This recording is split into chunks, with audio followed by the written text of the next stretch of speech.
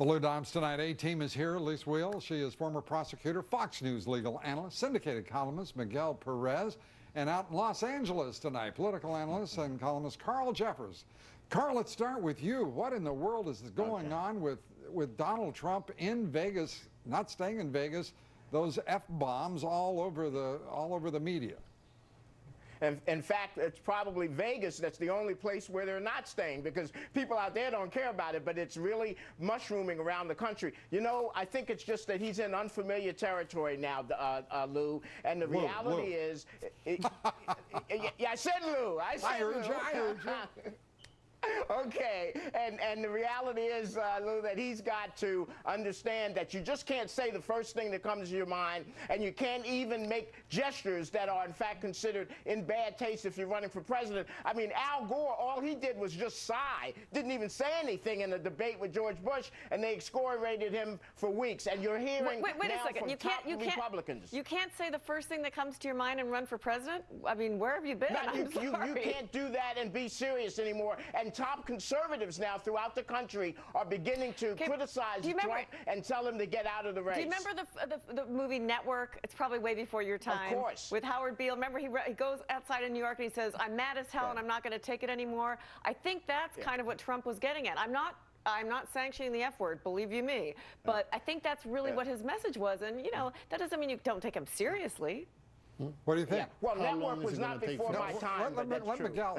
Let Miguel in here. Yeah, I just wonder how long it's going to take for us to realize that that Trump is not a serious candidate, has never been a serious candidate. I've spent my whole career ridiculing all these leftist Latin American dictators who criticize us, anti-American, who criticize us because every time we go to war to help or free and oppress people, they say we're going after the oil. Now Trump comes out and says, if I am going after the oil, I'm going to invade them, I'm going to keep the territory I invade. No. He's the perfect American imperialist. What he said is we spent $1.5 trillion in the Middle East. We've given up thousands of our young men and women serving in uniform, giving up their lives.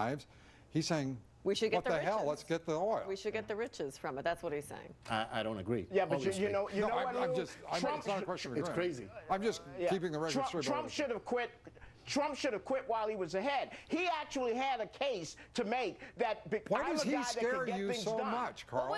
What was his case? About the birth certificate? What case did he have to make? Here's my point. Listen, I'm no fan of him running for president, but what I'm saying is that he had a case to make that of all of the people over the last year was able to get the president to release his birth certificate. No one else had been able to do that. I can get things done, and that's why you support me. So he could make that case. Now he's blown it. Okay, let me change the subject just for a moment here and go to the president himself.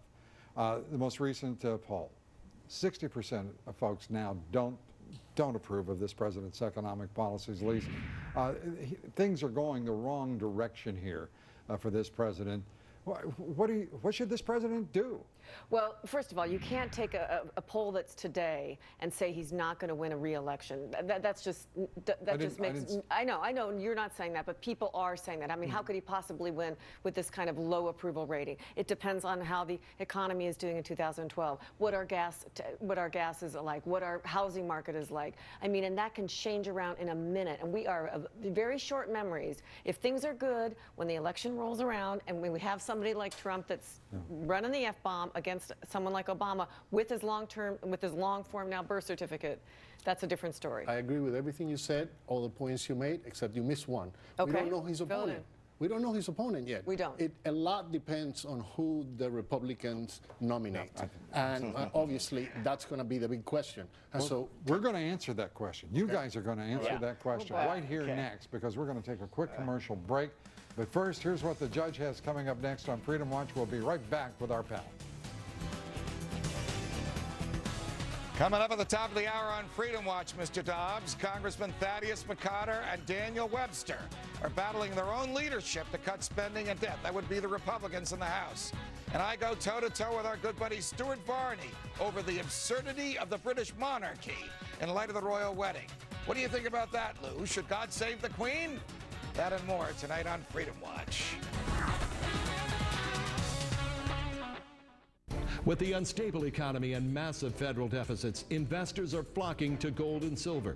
If you've considered buying gold, even if you've already purchased, you can't afford to miss this opportunity.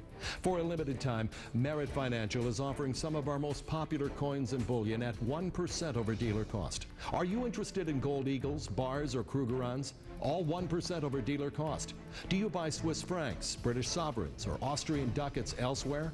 If so, you probably pay more than 1% over dealer cost. Did you know some major companies charge 30% or more over their cost for some of the exact same coins? Before you buy anywhere else, check with us. We don't just want your business, we want to earn it, and we're setting our prices to do just that. So call the number on your screen now and find out what the other companies don't want you to know. Our expert staff is standing by, so call now and never forget the Merit Guarantee. The right gold at the right price, right away. Professional driver on a closed course.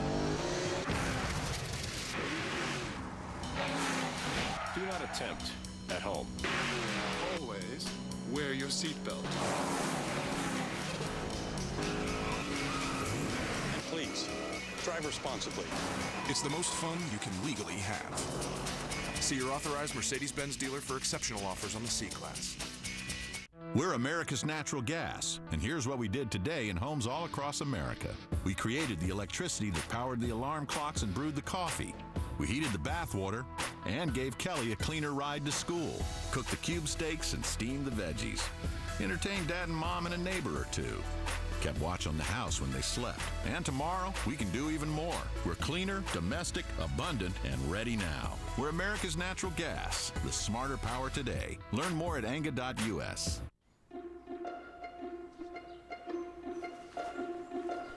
Some people want everything to be precise. Another eighth of an inch. So take heart, Spider ETF investors. You're not alone.